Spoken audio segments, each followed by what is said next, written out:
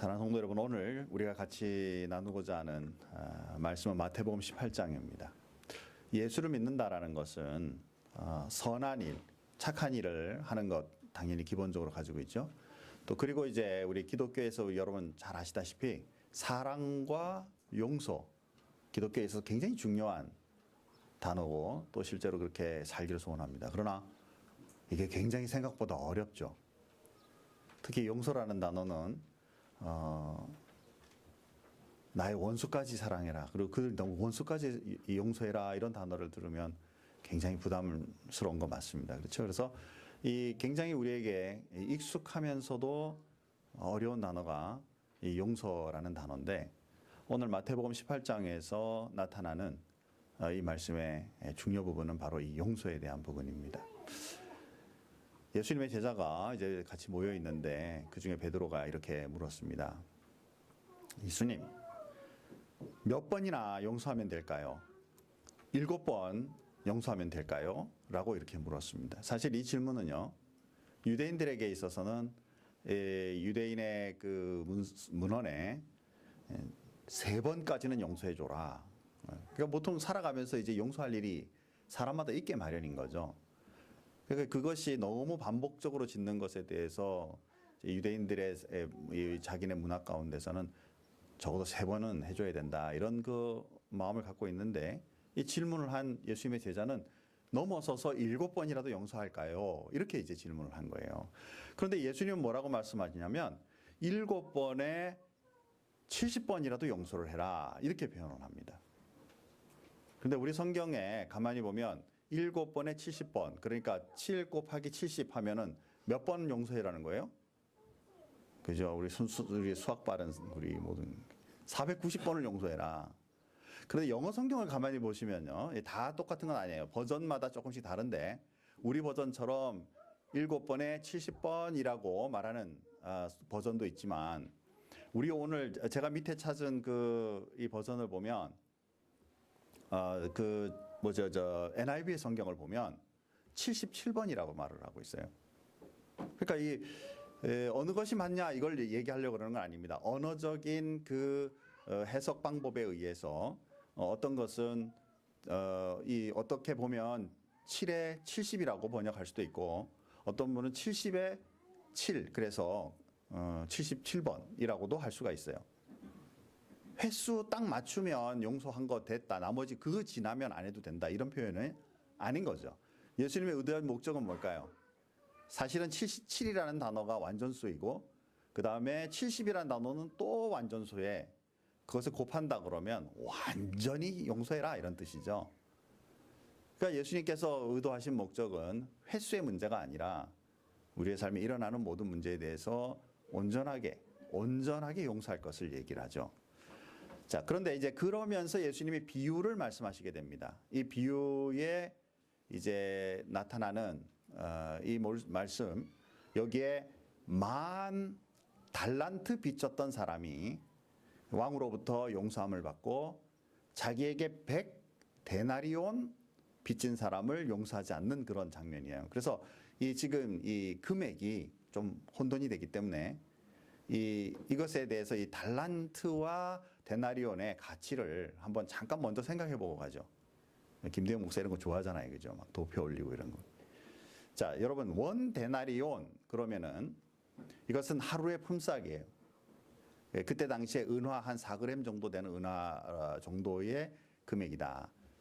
우리 요즘으로 이제 그냥 쉽게 번역하자면 요즘에 미국 어신에서 일당을 주려면 이제 가게 안에서 뭐 하는 건 뭐 이렇게 시간당 계산하니까 그렇다 치더라도 길에 있는 분 잠깐 이제 나 일을 도울 일이 있어서 모셔다가 이제 데려다가 같이 일을 하려고 하루 일을 시키면 요즘은 한 100불은 줘야 되죠. 그러면 이제 100불로 계산을 해보죠. 그런데 1달란트는 금으로 어디에선 한 20kg 정도 또 많게는 60kg 정도 또는 보통 한 5kg 정도가 당시에 쓰여졌던 그런 금액의 단위 정도라고 해요. 1달란트가. 그냥 대략적으로 말하면 데나리온으로 계산하면 6,000 데나리온. 즉 6,000일을 일해야 받는 품삯의 규모만큼 된다라는 것이죠.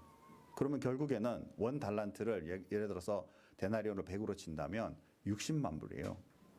1달란트에. 근데 거기에다가 10,000달란트 했다니까 그러면은 이 사람은 이제 왕에게 갚아야 될 돈이 이건 뭐 계산이 안 나오는 거죠. 제가 숫자가 약해가지고요. 그죠? 60만 곱하기 만을 했더니 뭔지 잘 셀 수가 없더라고요. 머리 좋으신 분들, 숫자 빠른 분들, 그죠? 한 60억 불 정도 되지 않을까 싶어요. 그것도 얼마만큼 큰 건지 저는 잘 모르겠어요. 다시 말해서, 한마디로 말해서 왕에게 엄청난 빚을 진 사람인 거죠. 자기가 갚을 수 있는 능력 넘어서 엄청난 빚. 자, 이런 사람의 비율을 이제 말씀합니다. 10,000달란트, 그 빚진 사람을 이제 계산을 통해서 그 빚을 청산하려고 이제 왕이 요청을 했습니다. 그런데 이 사람이 갚을 게 없는 거예요. 마태복음 18장 25절 읽은 구절이지만 우리 같이 한번 읽어보겠습니다. 갚을 것이 없는지라 주인이 명하여 그 몸과 아내와 자식들과 모든 소유를 다 팔아 갚게 하라 하니.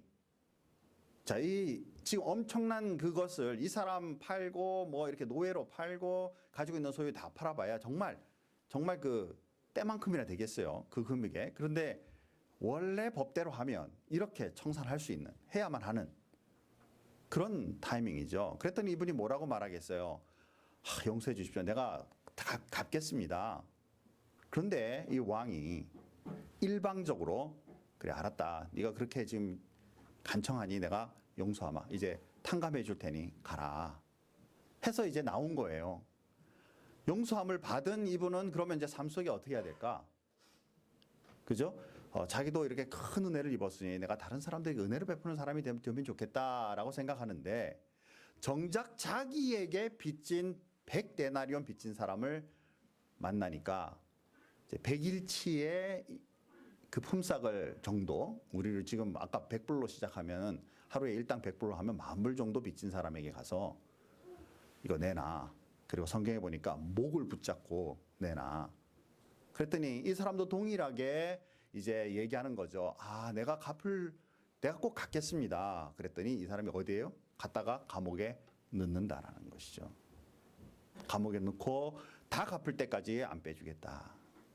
자, 이제 이 사람 두 사람이 갚아야 될 사람들 앞에서 하는 말씀이 성경에 비교가 되고 있어요. 26절에 10,000달란트 빚진 사람이 왕에게 하는 말과 그리고 29절에 100달란트 빚진 사람이 지금 이 10,000달란트 자기 빚진 사람에게 이제 말하는 말이에요. 자, 그 종이 엎드려 절하여 이르되 내게 참으소서 내가 다 갚으리이다. 즉 왕에게 지금 하는 말입니다. 내가 다 갚겠습니다. 이 말은 진짜예요, 거짓말이에요? 갚을 능력이 사실은 없는 거죠. 평생 해도 못 갚는 금액이에요. 그런데도 내가 최선을 다해서 갚겠습니다. 100달란트 빚진 사람도 동일하게 말합니다. 그 동료가 엎드려 간구하여 이르되 나에게 참아주소서 갚겠습니다. 그런데 이분은 이 100달란트 100데나리온 빚진 사람을 감옥에다 가두고 갚을 때까지 집어넣는 거예요. 자, 사랑하는 성도 여러분, 빚 갚을 사람은 감옥에 집어넣으면 이 사람이 갚을 수 있는 능력이 돼요, 안 돼요? 그죠? 지금 다시 나가서 다 팔고 어떻게 하고 자기도 종으로 팔리면서까지라도 어떻게든지 자기가 움직여도 지금 갚을까 말까 한데 감옥에 집어넣는 것은 사실은 이 갚을 능력이 없는 것이고 아예 갚겠다 번 것보다는 더 괴롭히겠다는 생각이 더 많은 것이죠. 자, 그런데 주변에 있던 그의 동료들이 이걸 보고 답답한 거예요.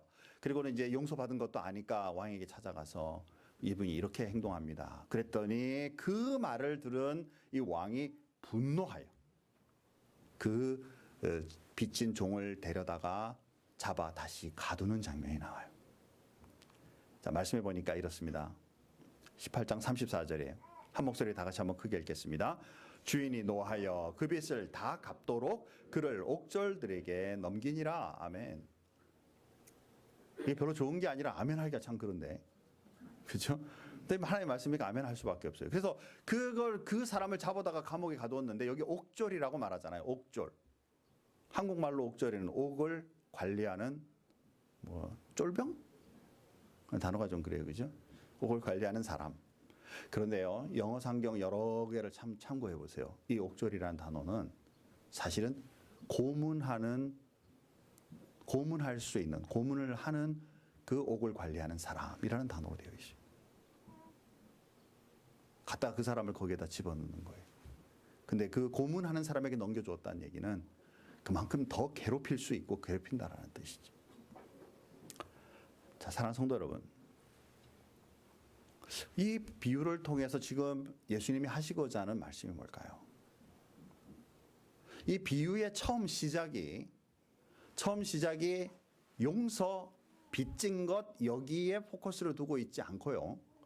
이 비유의 시작이 천국에 두고 있다라는 사실입니다. 좀 전에 읽었던 본문을 다시 돌아가 보면 18장 23절에 보니까, 자, 한 번 더 같이 크게 읽습니다. 그러므로 천국은 그 종들과 결산하려 하던 어떤 임금과 같으니, 천국이 뭐와 같다고요? 지금 그 어떤 임금, 이야기 속에 나오는 어떤 임금과 같은 것이 바로 천국이라고 얘기를 한다는 거예요. 이 왕이, 이 임금이 할 수 있는 건 그의 뭐 최대의 권한으로 갚을 수 없는 빚에 진 사람을 온전하게 탕감하여 주고 자유롭게 만들어 줄 수 있는 능력을 가지신 분인가 동시에, 그가 바로 행동하지 않고 그 사랑과 은혜를 나눠주지 않을 때는 오히려 잡아 옥졸에게 넘겨줄 수 있는 또한 그 능력과 권한을 가진 그분의 이야기가 천국이다, 이렇게 표현하고 있다는 사실이죠. 오늘 이 말씀 속에서 우리가 가장 관찰해야 될 부분이 무엇이냐면,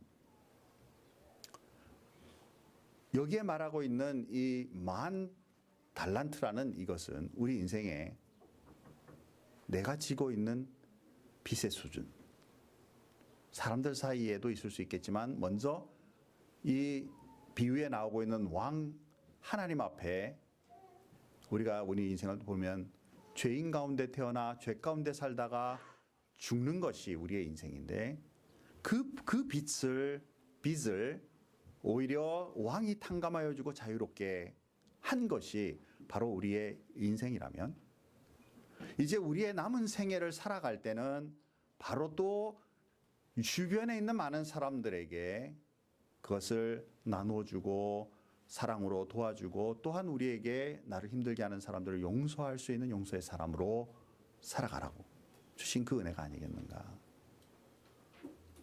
맨 마지막 말씀에 보면 굉장히 부담스러운 말씀이 나와요. 요거는 성경으로 여러분 한번 돌아가십시다. 본문 한번 보면서 다시 한번 말씀 같이 한번 읽도록 하겠습니다. 읽었던 성경 구절 마태복음 18장 35절입니다. 다 같이 한번 큰 소리로 같이 한번 읽어보겠습니다. 마태복음 18장 35절 한 목소리 같이 읽습니다.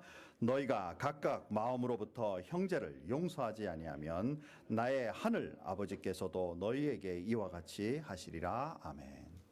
사랑하는 성도 여러분, 용서받은 그리스도인인가? 나는 용서받은 그리스도인인가를 먼저 한번 생각하고, 또한 그 은혜 가운데 다른 사람을 용서할 수 있는 그리스도인인가를 한번 더 생각해 봐야 되겠다. 사랑하는 성도 여러분, 성경에 보면요, 베드로가 예수님께 큰 죄를 짓게 되죠. 마지막 순간에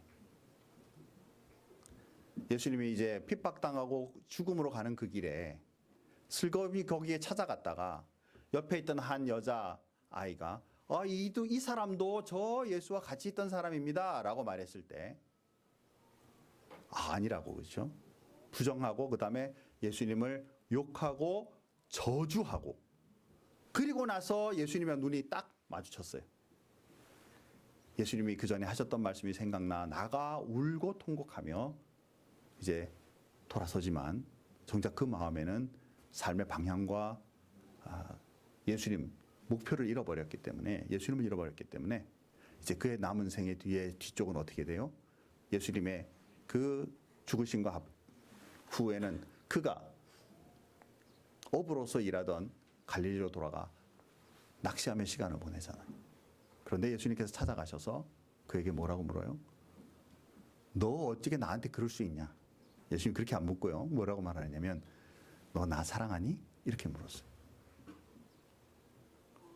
너 사랑하니? 나를 사랑하니? 그것도 몇 번이나 물어요? 3번이나 물어요. 자, 그 용서를 받았어요. 그 받은 베드로가 남은 생에 살아가면서 그 뭐랄까요, 그 급작스럽게 행동하는 그의 행동으로 인해 돌출되는 그런 예수님을 향했던 그런 일들, 이런 것들이 그의 삶에 좀 삶을 자제하는 그런 사람으로 살아가는 기회가 되지 않았을까.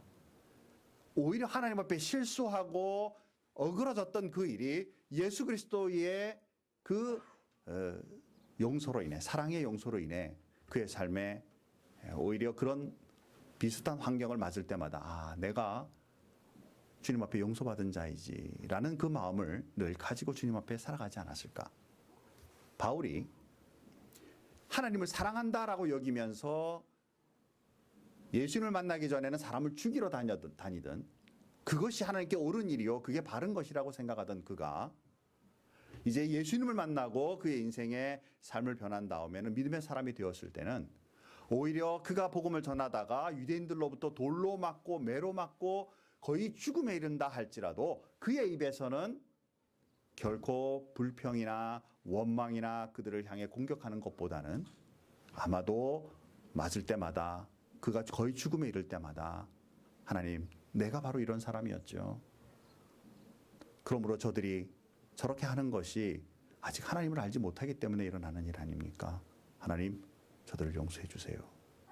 그가 오히려 그 죽음을 그대로, 그들의 그 분노를 그대로 받아들이면서 그것을 승화시켜 복음을 전하는 모습을 우리가 볼 수 있다라는 것이죠. 사도행전 7장에 보면 또 스데반 집사도 마찬가지죠. 복음을 전하다가 이제 거의 돌에 맞아 죽게 되었을 때 하나님, 내 영혼을 받아주십시오. 그리고 저들의 죄를 용서해 주십시오. 사랑하는 성도 여러분, 우리 신앙생활 하면서요, 이 용서가 생각보다 어려워요. 제가 어제 리더 모임에서 이런 얘기를 했습니다. 여러분에게 가난한 사람 옆에 있고 여러분이 가지고 있는 돈이 많지 않지만 그래도 한 100불 정도를 그들에게 선행을 베풀며 행동해라 라고 하는 것과 지금 내 마음에 엄청 미워하고 정말 내가 힘들어하는 사람이 있는데 그 사람을 용서해라 라는 이 두 가지의 옵션이 나에게 주어진다면 여러분 무엇을 하겠습니까? 여러분 어떠세요? 여러분 어느 게 더 쉽습니까? 착한 일을 하기 위해 선행을 하는 일과 지금 나를 굉장히 부담스럽게 내가 생각하고 있는 사람을 용서하는 일과 어느 것이 더 쉽습니까? 사실 많은 그리스도인들이 이 용서에 대해서 부담을 느낀다면 제가 읽었던 책 중에 한 번은 이런 내용이 있었어요. 당신이 용서함에 그 어려움을 느낀다면 정말 당신이 구원함을 받은 사람인지 다시 한번 깊이 묵상하십시오. 정말 하나님의 사랑이 내가 깊이 내 인생에 하나님의 역사심과 그 은혜를 깊이 경험한 사람이라면 또한 주변의 많은 사람들을 깊이 용서할 수 있는 사람으로 주님 앞에 서지 않을까. 만약에 그러지 아니한다면 우리가 오늘 읽었던 본문 마지막 말씀에서처럼 하나님 앞에 섰을 때 만약에 너의 그 용서하지 못함이 진정 나를 사랑하지 않은 것이고 나를 믿지 않는 것이고 그렇기 때문에 너도 마찬가지로 옥졸에게 넘겨줘야 되겠다라고 하신다면 우리의 남은 미래의 내세의 삶의 모습은 어떻게 될까? 이것을 협박으로 받아들이지 마시고 정말 믿음의 사람이라면 하나님의 은혜와 그 사랑을 경험한 사람이라면 당연히 또 다른 사람들에게 넉넉한 사랑의 실천이 우리 속에 일어나기 바라고 행할 수 있는 그런 그리스도인으로 주님 앞에 서야 되는 것이 맞지 않는가. 사랑하는 성도 여러분, 용서는요, 사랑이 없으면, 정말 사랑이 기저되어 있지 않으면 절대 할 수 없는 거예요. 그래서 우리 그리스도인의 삶 속에 하나님의 사랑과 그 은혜가 충만하여 우리 남은 생에 가는 동안에 제가 소원하기에 용서할 수 있는 일이 일어나지 않기를 소원합니다. 그냥 모든 만남의 가운데 은혜와 사랑이 넘치고 그냥 그 어려운 관계가 일어나지 않기를 소원합니다. 그러나 혹시 그런 경우에 있다 할지라도 하나님의 깊은 사랑으로 인하여 주님의 마음이 주변의 사람들에게 전달되는 믿음의 사람, 주님의 능력의 사람, 주님의 자녀의 사랑이 충만하시기를 주님의 이름으로 축복합니다. 우리 다 같이 한번 기도하겠습니다. 하나님 감사합니다. 우리 용서라는 단어는 내 마음에 부담이 없을 때는 그래 앞으로 무슨 일이 일어나면 내가 하나님 앞에 진짜 용서하는 사람으로 살겠어라고 우리가 담대하게 말을 할 수 있지만 삶 속에 내가 당한 여러 가지 어렵고 힘든 일들, 억울한 일들, 또 그 일로 인하여서 일어났던 일들과 일어날 일에 대해서 생각해 보면 우리가 쉽게 용서한다는 말이 나오지 않는 것, 이것이 우리의 모습입니다. 오늘의 우리가 같이 나누었던 이 본문의 말씀도 이것이 우리에게 짐이 될 수 있고 부담이 될 수도 있습니다.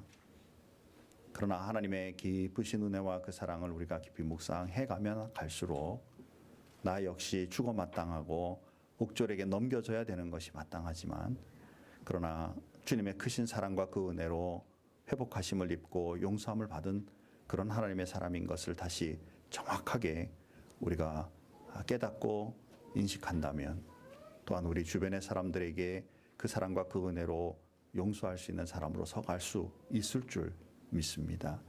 하나님, 이렇게 우리가 우리의 삶 속에 일어나는 일들을 용서로, 주님의 사랑으로 그들을 돌보기 시작할 때 이 세상이 변할 줄 믿습니다. 지금 우리 주변에 살고 있는 우리 환경들을 돌아보면 정치적으로 얼마나 많은 보복과 이 용서하지 못함과 그 많은 힘든 일들, 그 고통이 진행되고 있는 것을 우리는 관찰합니다.